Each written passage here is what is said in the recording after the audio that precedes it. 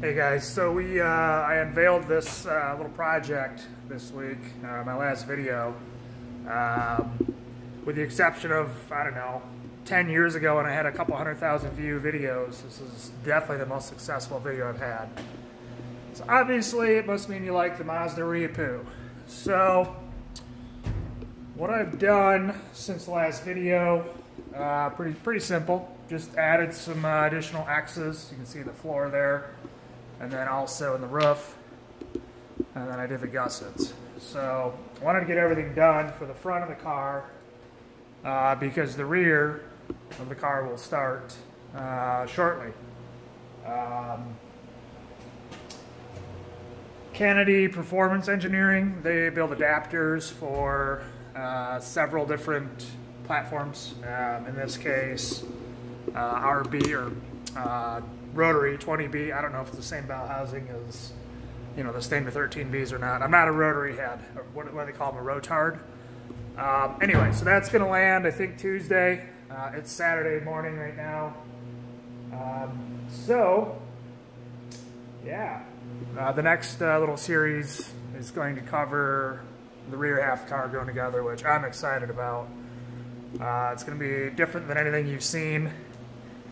And really anything that exists. At least that's what's in my head. We'll see what happens. So, but for now, get to drop the cab back on and get ready for. I got to do a couple other jobs in the next couple days while we wait for the rear.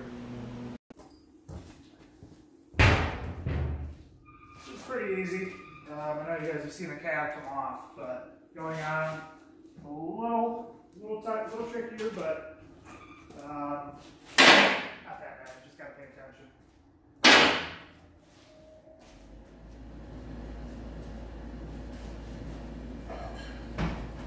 And you gotta have the pry bar ready because there is one spot, and because I built the cage so tight, it requires a little bit of persuasion.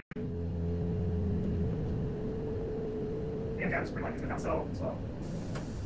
Good.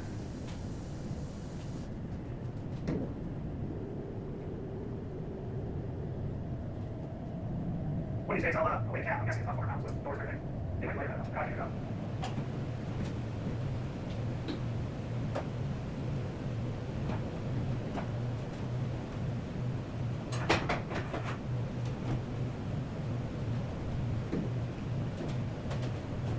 go.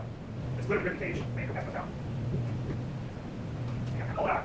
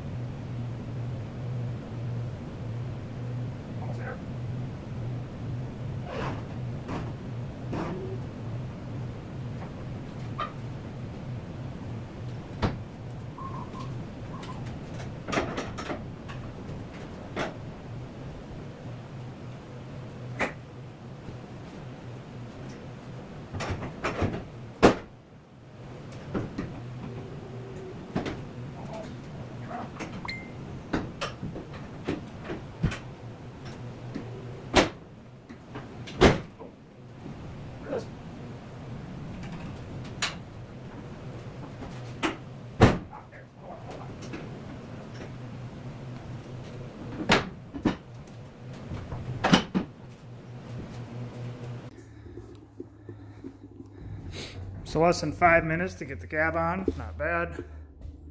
It's the first time I've had it, had the cab down with all the gussets done.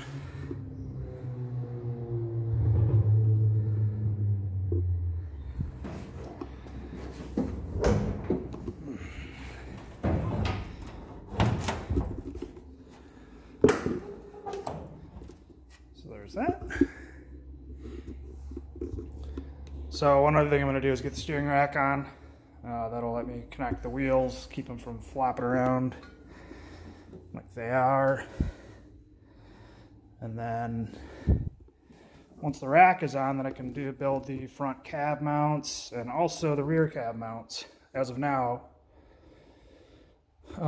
it's just kind of sitting on there, so I'll start pecking away at that over the next couple days.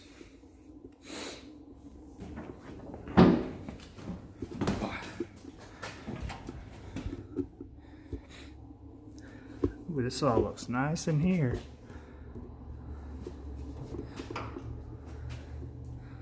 I haven't had the cab back on since all this is done, so this is really nice. Gotta mount the steering wheel, probably somewhere around here. Gotta decide if I'm gonna go, I'll probably go below it actually. Just be easier to deal with taking the cab on and off if you need it.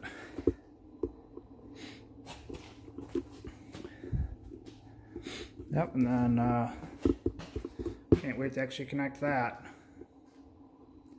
From there, we can actually mount it all to the chassis. It's going to be chassis mounted.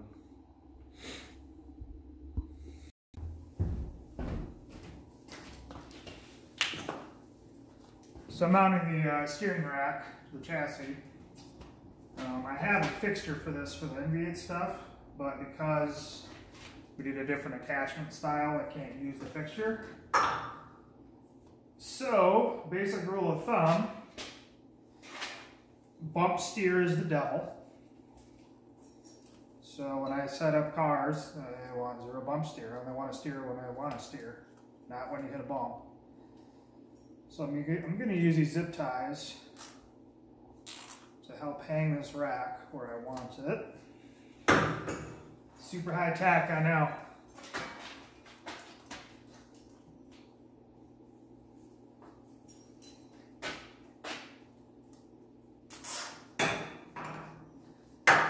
So basically,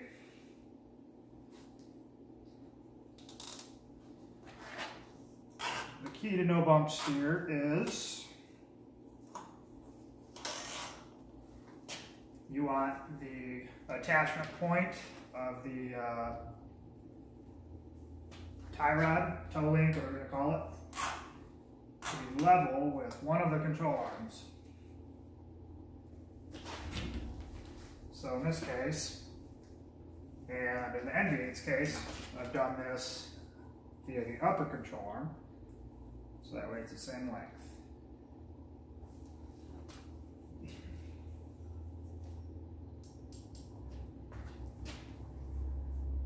So, got that pretty darn close.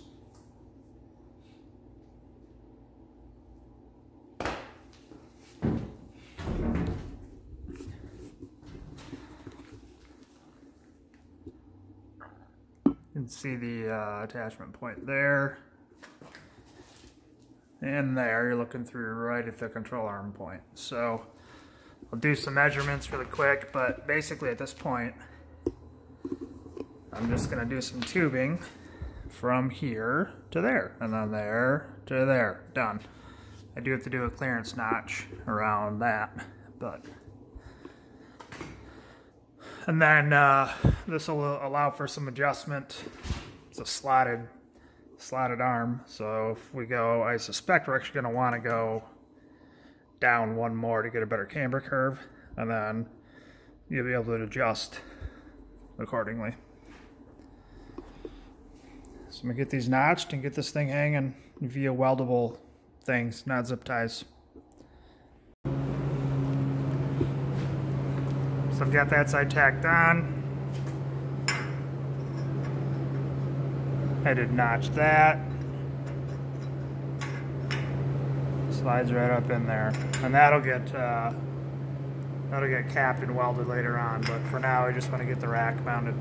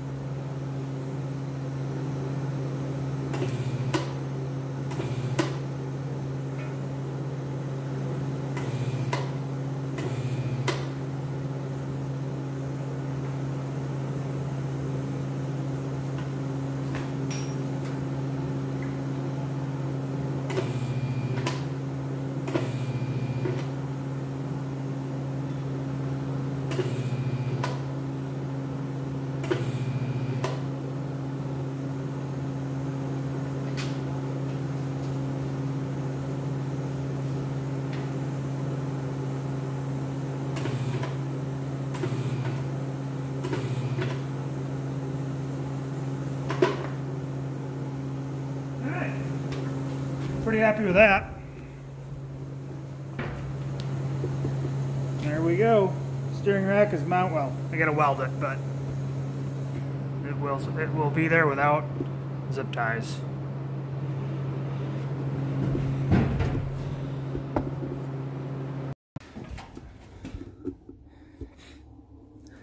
Ooh, this all looks nice in here.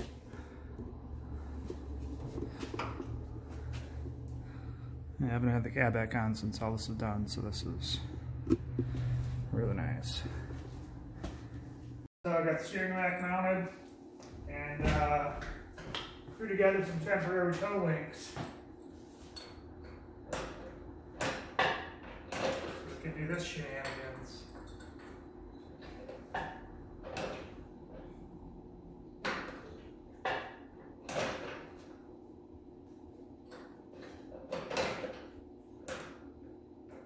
Go. We're waiting on bearings, some steering shaft bearings and whatnot. Once those get here, we can mount the steering wheel and actually be connected. Alright, so the adapter came in, but since I'm not the only one kind of coordinating things, the wrong adapter was ordered. Most people know that these Porsche-based gearboxes will mount standard or flipped upside down. So we got a standard mount, which means we would have had to pick the engine up about 8 inches to get the axle angle correct. So not exactly what we wanted to do. So we reordered another one. The customer did, Steven. And in the meantime, I have you can see the ratchet strap right here.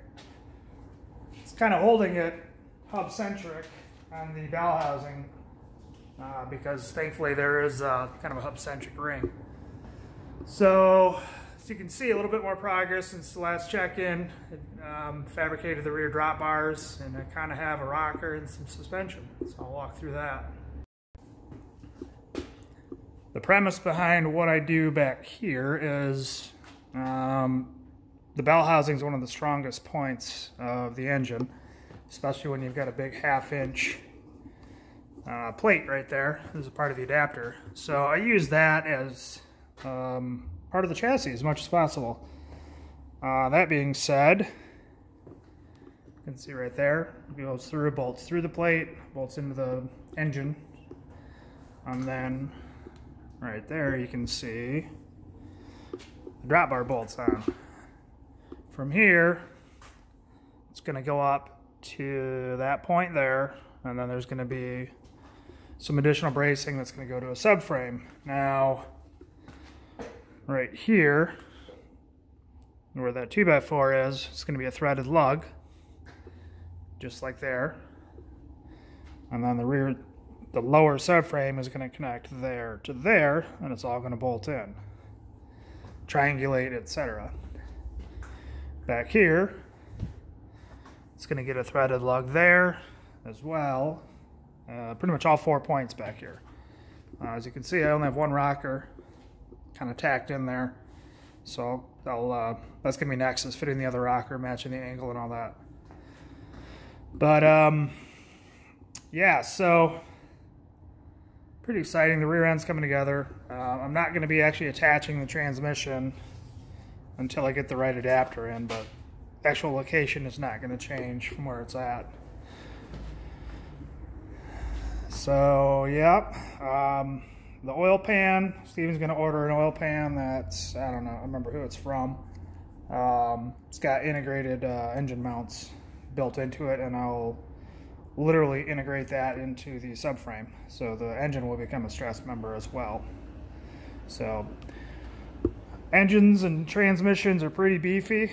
As long as you can utilize what their strengths are, you can reduce a lot of tubing on a chassis and therefore weight, and be a lot stiffer. This is just zip tied here for now, obviously. That'll get flanges, nuts and bolts whenever I finish that. And then, yeah, then this gets all gusseted and whatnot, so it can be completed and rigid. Yeah, so a lot of time into just figuring out how things are going to work. Once that happens, then it's pretty quick and easy just to get it together.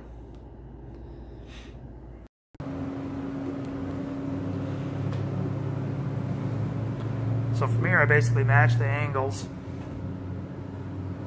Really just eyeball it. Make sure the rockers line up left to right. A couple magnets to help me make sure stuff stays square. And then right now I have to notch that tube right there.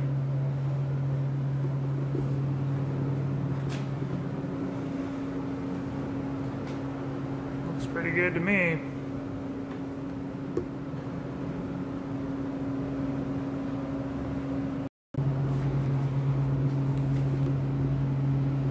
Already got this bar notched here, this tube notched. So what I did was line that up on the front brace there. And then I marked, you can see the lines there, depth and angle of how to notch in the notcher. Which I don't think I've really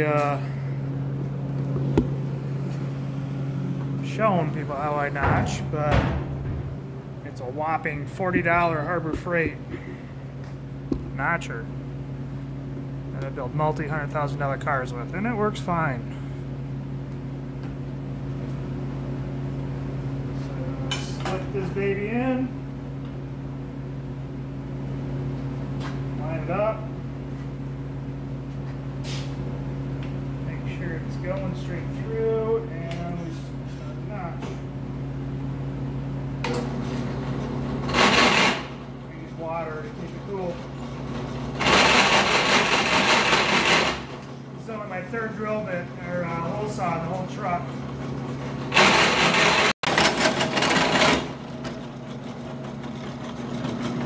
There we go, nice clean cut.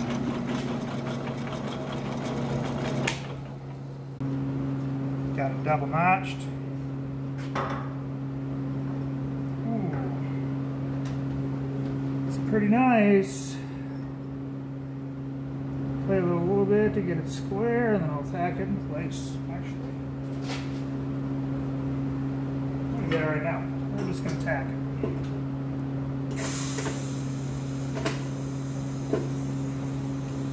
Because that is a thing of beauty. Look at that.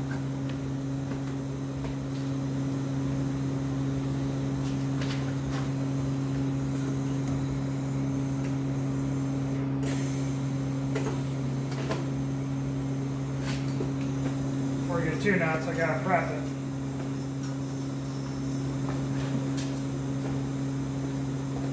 Use a little bit of Scotch-Brite to get all the scale off. Which Dokal doesn't appear to have a lot of scale.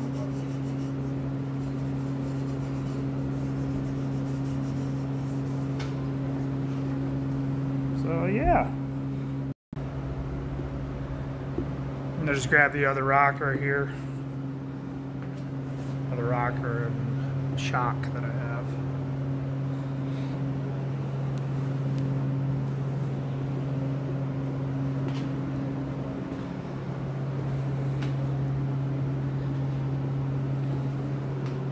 There's plenty of clearance under there.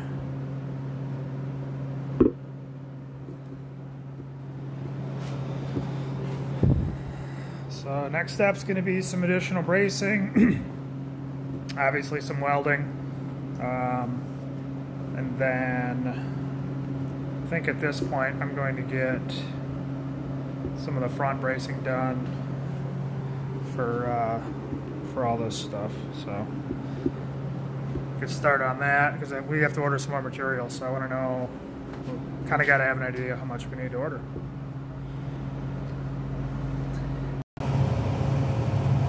A lot of what I do, we call them verticals, but basically take a washer. In this case, it's just cut out of with a hole saw, 1.5 1/8 inch thick chrome element. And then you take a piece of tubing, simply cap it and weld it, which allows you to bolt it to buses, which you can weld onto the end of tubing like that. And then you've got a way to do a blind bolt. Take a washer. It's already drilled out to half-inch bolt with some spacers, so you don't have to do a massive thing.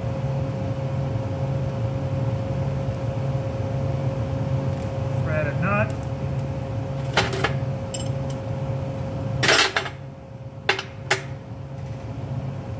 Now I don't do a full weld while the bolt's in there, because that's how threads get stuck.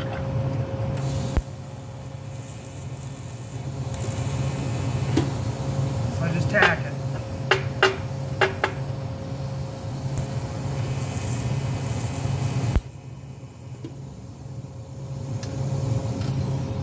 It's galvanized, which sucks, but from there I just unthread it.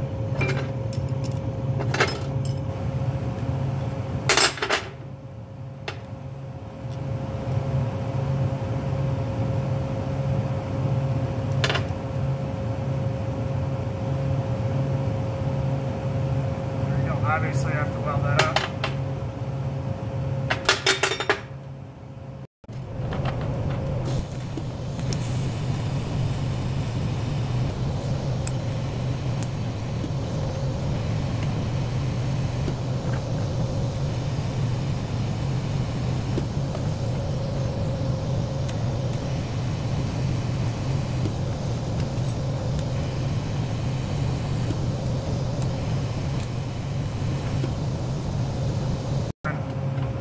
This one's going to go on the lower transmission cage to lower subframe connection.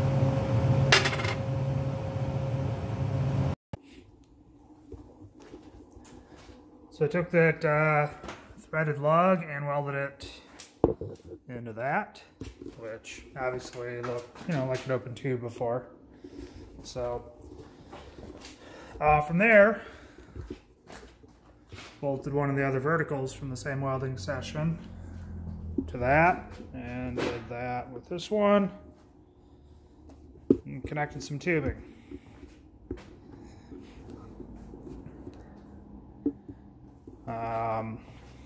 Did the same thing on this side, and also added a bell housing mount to the rear transmission, suspension, cage, whatever you want to call it.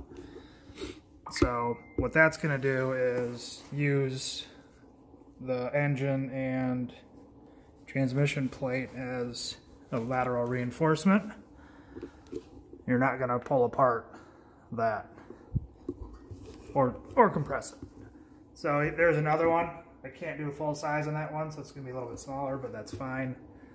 And then one other thing I'm going to do is in between that tube and this side, I'm going to do a straight bar across.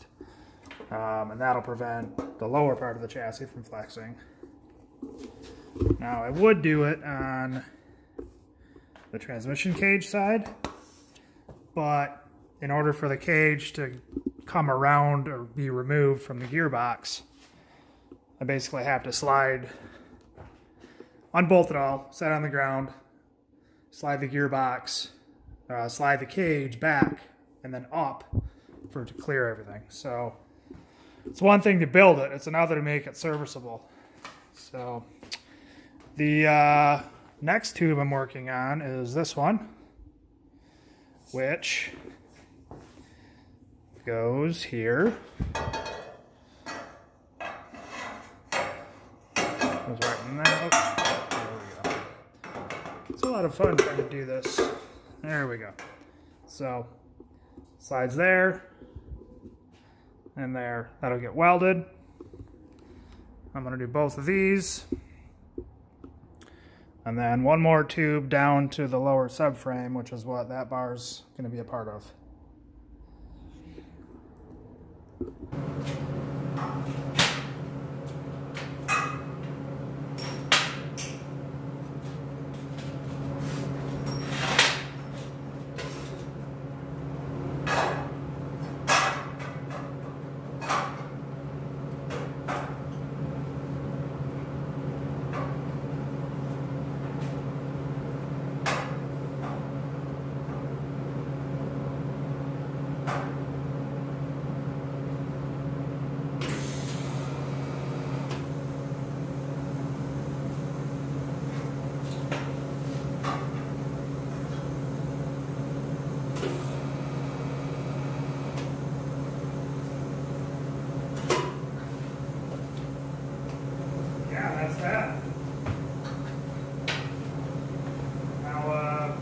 the other side and weld them both.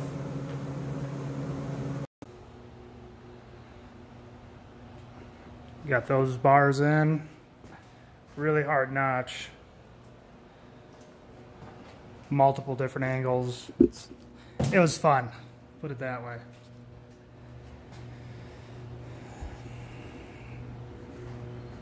So what's next?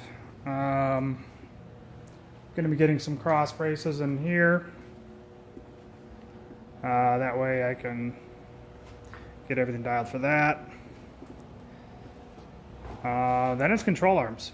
These are what I built for NV8 number 2, so I'm going to build more of these since they fit. A couple different changes for the rear, and then push rods. So that being said, I want to get this video up. It's been 2 weeks.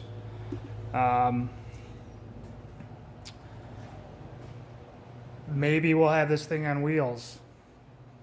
It's Tuesday now. We might have it on wheels by this weekend. I've got push rod materials and whatnot coming. There won't be shocks on all 4 corners because I only have 2, but I can just do some simple mock-up shocks. So the basic chassis shape is almost done. On this one, I got to do a little bend around that cross brace and hit the actual rocker cup. Definitely have to do some Xing on that. Because the engine's stressed, remember, I don't think I'm doing anything else out here. You can see the vertical right there. I'm going to connect that to that one, and then all along the engine, and the oil pan is going to be bolted to the chassis. So the engine will be stress member. So,